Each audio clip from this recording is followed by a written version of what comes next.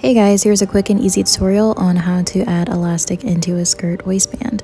So you just pull the elastic thread through and you begin single crocheting, chain 1, and single crochet along the waistband.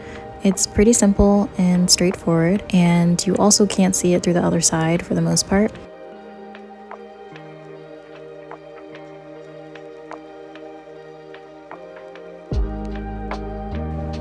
You can continue and add more than one row if you'd like. I continued on to a second row by moving further down in the waistband without connecting the first row. My elastic did not carry through the entire 2 rows, but it's honestly fine. With this method, you can adjust the tension and take it apart or add more if you like. Anyway, I love how it turned out, and this is a method that I found on YouTube a while ago. I'm sure there are many tutorials doing this as well. Hopefully you learned something. I hope you like it, and please like, comment, and subscribe. I will be adding lining to this skirt in another video.